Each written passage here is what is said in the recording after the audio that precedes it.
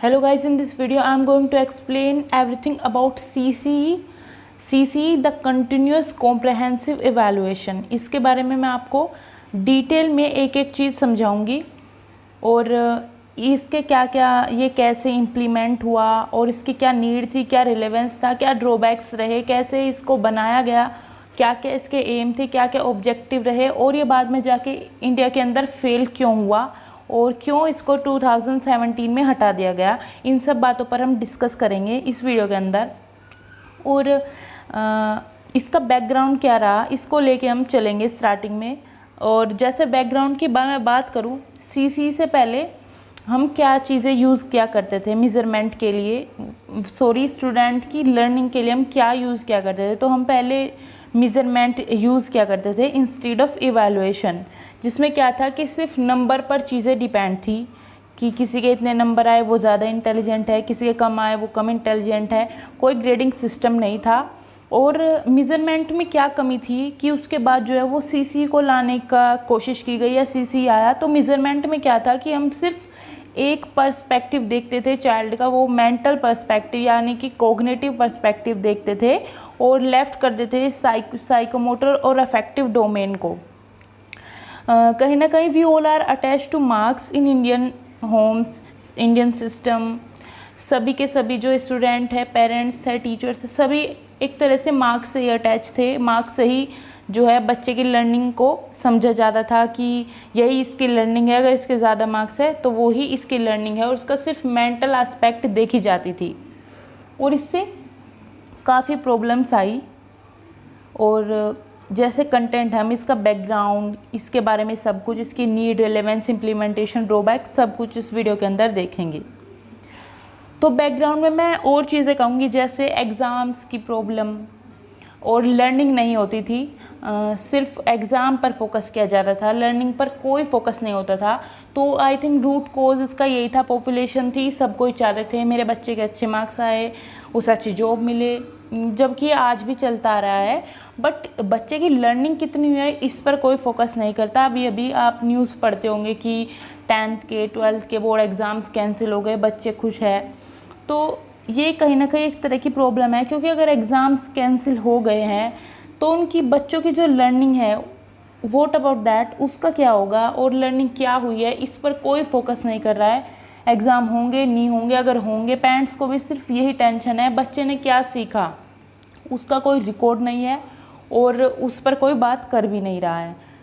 तो इन चीज़ों को आजकल जो है वो डिनाई करते हैं हम, गुड लर्निंग को, गुड स्टडी को। बट अगर हम वेस्टर्न कॉन्टेक्स्ट में देखें तो लर्निंग जो है उनके, वो इवैल्यूएट करते थे लर्निंग को 3 कॉन्टेक्स्ट के अंदर। वो ही उनका मेंटल एस्पेक्ट देखा जाता था, साइकोमोटर, अफेक्टिव, कॉग्निटिव, ये सारी चीज़ें एस्पेक्ट उसके अंदर देखा जाता था। और जो राइट टू एजुकेशन एक्ट है वो भी यही बात करता है कि ओवरऑल डेवलपमेंट होना चाहिए बच्चे का, सिर्फ एक डोमेन पर हम फोकस नहीं कर सकते। उसके बाद यूई आया, यानी universalization of elementary education system. इसने भी आके ये इन्हीं चीज़ों पर फोकस किया और बोला कि जो स्टूडेंट है उन्हें फ़ेल नहीं करना चाहिए। लाइक 6 to 14 ईयर के स्टूडेंट को फ़ेल नहीं किया जाता। और बट फिर ये क्वेश्चन सामने आया कि what will we do with less marks, जिन स्टूडेंट के लेस मार्क्स है या फिर बहुत कम मार्क्स है, फेल तो क्योंकि नहीं कर सकते, बट उन सब का क्या किया जाए। तो फिर उसके लिए देखा गया कि अफेक्टिव, साइकोमोटर, ये सारी डोमेन्स, ओवरऑल डेवलपमेंट देखा जाए और इन सब डोमेन्स के अंदर मार्क्स को काउंट किया जाए। ग्रेडिंग सिस्टम आया, लाइक 90 से 100 मार्क्स तक सेम ग्रेड मिलने लगी। तो वो चीज़ें आने लगी क्योंकि अगर मार्क्स पर फोकस किया जाने लगा था, लाइक अगर किसी बच्चे के 99 मार्क्स थे तो वो इस टेंशन में कि मेरे 1 नंबर कम आया या फिर मैं 100 मार्क्स गेट नहीं कर पाया, तो रिज़ल्ट से पहले, रिज़ल्ट से बाद बच्चे जो है वो सुसाइड करने लगे थे। उनमें साइकोलॉजिकल स्ट्रेस बढ़ने लगा था। तो उसके बाद क्या हुआ, ग्रेडिंग सिस्टम आया कि हम बच्चों का जो है स्ट्रेस कम कर पाए एक तरीके से, और हम फोकस कर पाए मार्क्स की जगह क्वालिटी पर। तो इसी सब को देखते हुए ये जो है वो सीसी आया। इसमें जैसे कोठारी कमीशन की रिपोर्ट थी 1966 उन्होंने भी उनसे अगर स्टार्ट करें तो उन्होंने यही कहा था कि जो इंटरनल असेसमेंट होता है, इवैल्यूएशन होता है, स्कूल्स के अंदर ये कराया जाए, इसकी बहुत अच्छी सिग्निफिकेंस है और ये काफ़ी इम्पोर्टेंट है अदर जो चीज़ें स्कूल के अंदर कराई जाती है। और ये कॉम्प्रहेंसिव होना चाहिए, यानी कि सारी डोमेन पर ये फोकस करे, कोग्निटिव, अफेक्टिव, साइकोमोटर, बच्चे की सारी डोमेन्स पर इसमें फोकस किया जाए। इवैल्यूएशन हो, यानी कि वैरायटी ऑफ टूल्स यूज़ किए जाए, अलग अलग तरीके से उसका क्वांटिटेटिव, क्वालिटेटिव, बोथ टाइप से उसका असेसमेंट हो, इवैल्यूएशन हो उसकी ग्रोथ का। और कुछ चीज़ें अगर रह जाती है, लाइक उसके कुछ पर्सनालिटी ट्रेट्स, इंटरेस्ट, एटीट्यूड्स, वो जो, क्योंकि ये चीज़ें जो है वो एक्सटर्नल एग्जामिनेशन से जो है वो पता नहीं चलती, बट इनको भी हम असेसमेंट के अंदर ले और इनको भी यूज़ करें। कोठारी कमीशन ने कहा था ये इनका भी असेसमेंट होना चाहिए इनके हिसाब से, इसलिए सीसी के अंदर इनको भी देखते हुए ग्रेडिंग सिस्टम लाया गया। और इससे आप अपने रिजल्ट्स में भी देख सकते हो ग्रेड मिलती थी इन सभी चीज़ों की। अगर हम नेशनल पॉलिसी ऑन एजुकेशन, ये 1986 में आई थी, इन्होंने भी कहा था कि कॉन्टिन्यूअस और कॉम्प्रहेंसिव इवैल्यूएशन होना चाहिए, both scholastic and non scholastic aspect. Scholastic basically जो मार्किंग सिस्टम है, एग्ज़ाम्स हमारे, नॉन स्कोलस्टिक यानी co curricular activities, games, sports, ये सब, इस सब एस्पेक्ट में देखा जाना चाहिए। और ये टोटल स्पैन ऑफ इंस्ट्रक्टरल टाइम, ये टोटल टाइम में चलता रहना चाहिए, कंटिन्यूअस होना चाहिए। जब बच्चा स्कूल के अंदर एंटर करे ये तब से ही स्टार्ट हो और आगे तक ये असेसमेंट जो है वो चलता रहना चाहिए। फिर जो है वो नेशनल करिकुलम फ्रेमवर्क 2005, एनसीएफ ने भी कुछ बातें कही, आरटी एक्ट के अंदर भी कुछ बातें रही, जैसे एनसीएफ, आरटी एक्ट, इन पर भी मैंने वीडियो बनाई हुई है, वो वीडियो भी आप चैनल पे जाके देख सकते हैं। और ऐसी ज़्यादा और आपको वीडियो चाहिए इसके लिए आप चैनल को सब्सक्राइब कर सकते हैं।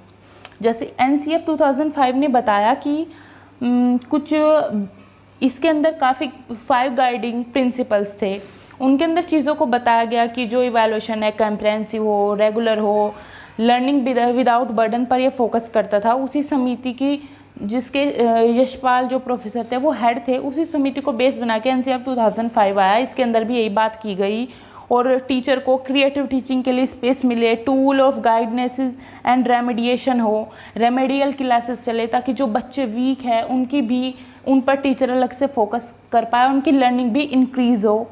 यही रेमेडियल क्लासेस का कॉन्सेप्ट था। और हम एक स्टूडेंट प्रोड्यूस ना करे बल्कि एक लर्नर प्रोड्यूस करे जिसके पास काफ़ी सारी स्किल्स हो, ये एनसीएफ का मानना था। राइट टू एजुकेशन एक्ट के अंदर भी बोला गया कि फ्री और कंपलसरी एजुकेशन मिले 6 to 14 ईयर जो चिल्ड्रन हैं उनको, और काफ़ी अलग भी इसमें कुछ प्रावधान थे, वो भी आप देख सकते हो।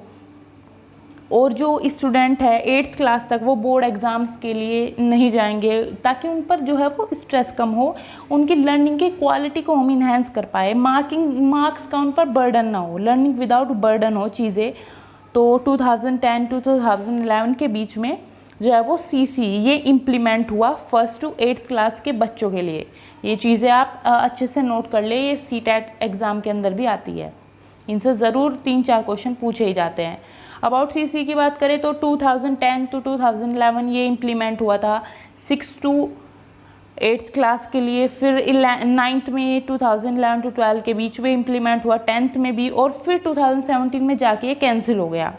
इसके काफ़ी सारे रीज़न्स रहे हैं कि ये इंडिया के अंदर क्यों फेल हुआ, वीडियो के अंदर हम सब देखेंगे।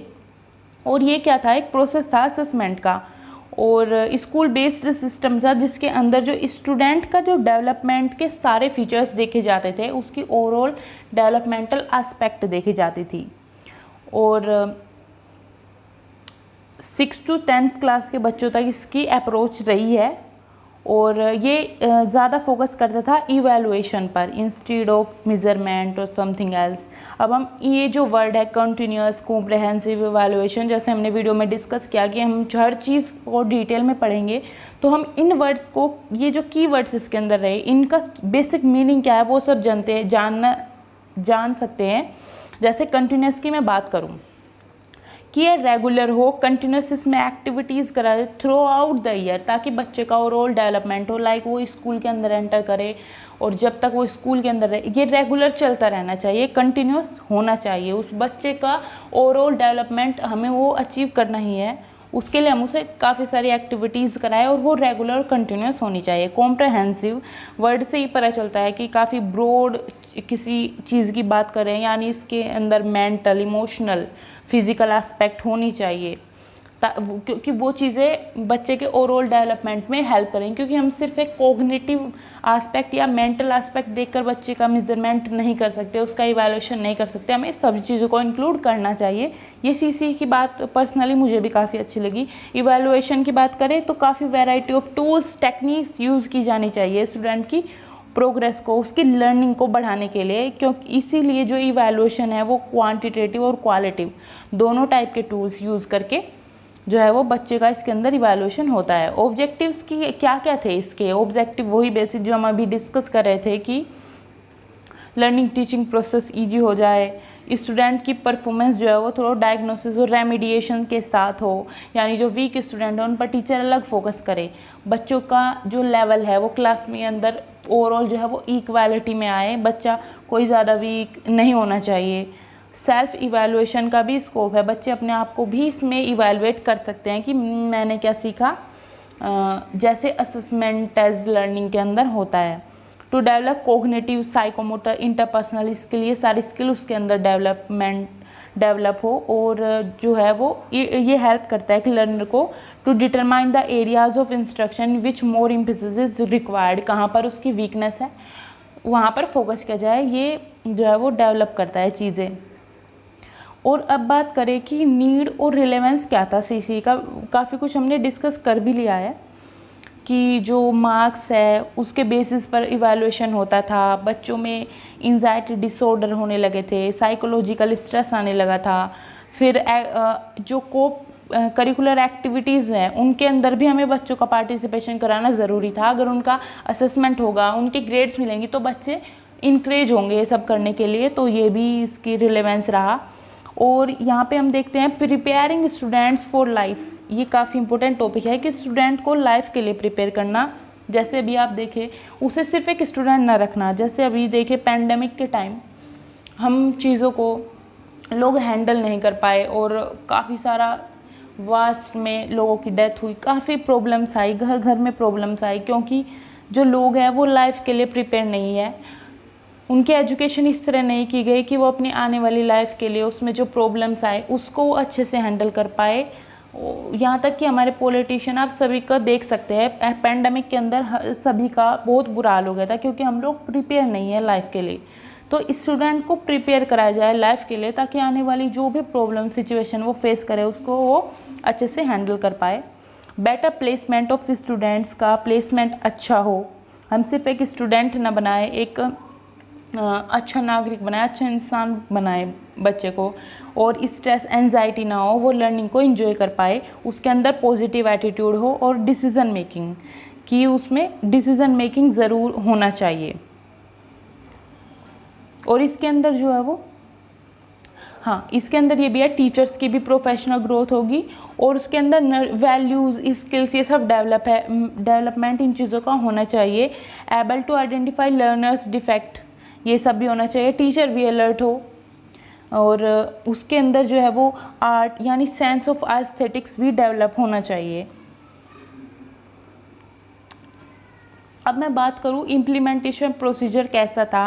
स्कॉलस्टिक एरियाज़ की बात करें तो इसके अंदर क्या था कि फर्स्ट टर्म होगा, फिर सेकंड टर्म होगा, क्लास को इस तरह डिवाइड किया गया। फर्स्ट टर्म के अंदर जैसे आपने भी पढ़ाई की होगी तो ये चीज़ें आपको पता होगी, बट फिर भी एग्जाम पॉइंट ऑफ व्यू से काफ़ी इंपॉर्टेंट है, पूछा भी जाता है इनसे क्वेश्चन। जैसे अप्रैल टू सितंबर फर्स्ट टर्म चलेगा, 2 फॉर्मेटिव असेसमेंट होंगे जो 10 मार्क्स के होंगे, 1 समेटिव असेसमेंट होगा जिसके अंदर ग्रेड्स होंगी।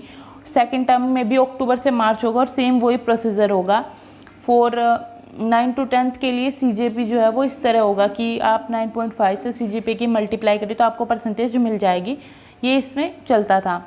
और कोई स्कॉलस्टिक एरियाज़ की बात करें जैसे को करिकुलर जो एक्टिविटीज़ स्पोर्ट्स, उसके अंदर जो है बच्चे के अंदर life skills development, life skill develop हो, वो लाइफ के लिए प्रिपेयर हो जाए। विजुअल एंड परफॉर्मिंग आर्ट्स, यानी आर्ट की वैल्यूज़ के अंदर डेवलपमेंट होना चाहिए। सेंस ऑफ एस्थेटिक्स आनी चाहिए कि वो चीज़ों को रिकॉग्नाइज करे, वो प्रेज़ करे चीज़ों को, या फिर अगर कोई चीज़ बुरी है तो उसके बारे में क्लियरली बोल पाए।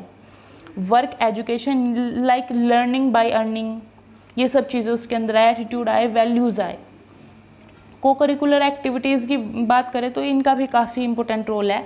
तो सीसी के अंदर इन पर भी काफ़ी फोकस किया गया कि बच्चे का स्किल डेवलपमेंट हो, like literacy, creative skills, scientific skill, information communication skill, organizational leadership, health and physical activities में भी sports, NCC, NSS, yoga, gymnastic, first aid, ये सब चीज़ें जो है वो बच्चों को कराई जाने लगी थी।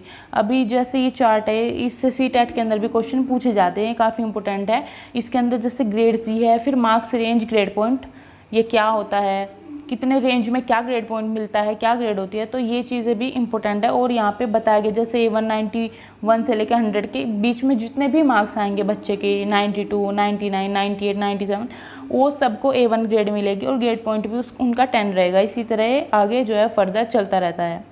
इसी के अनुसार अकॉर्डिंग जो है वो हमारा रिजल्ट बनता था।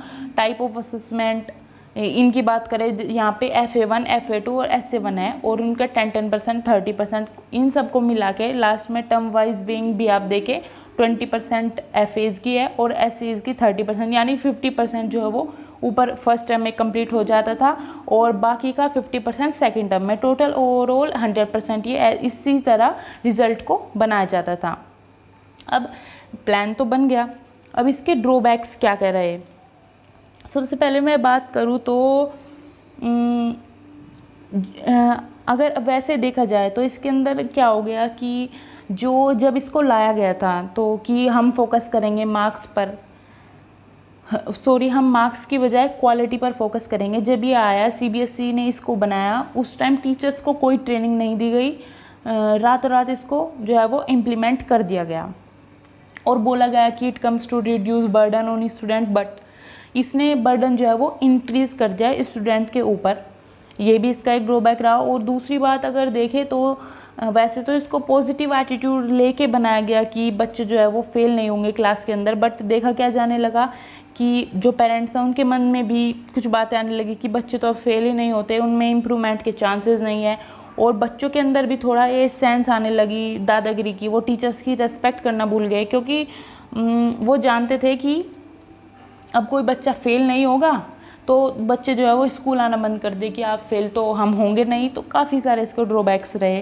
टीचर जो है वो भी नहीं जानते थे कि ये वर्क कैसे करता है, उनके पास प्रॉपर स्किल नहीं थी, प्रॉपर ट्रेनिंग नहीं थी, तो ये इसके काफ़ी ड्रॉबैक है। आई थिंक जो पॉलिसी मेकर है, अगर उन्होंने इतनी अच्छी पॉलिसी बनाई है कि हम इससे बच्चों का ये इम्प्लीमेंटेशन करेंगे, ये करेंगे, तो जो ये पॉलिसी अगर बनी है तो अगर इसका प्रॉपर इम्प्लीमेंटेशन भी उसी तरह हो जाता तो काफ़ी कुछ चेंजेस हम ला सकते थे। खैर, अगर ड्रॉबैक्स में देखिए, टू एम्बिशियस प्लान था, एकदम से ला दिया गया और काफ़ी सारी चीज़ें बच्चों पर, टीचर्स पर थोप दी गई, तो वो इतना कुछ कर नहीं पाए, इसलिए फेल हो गया।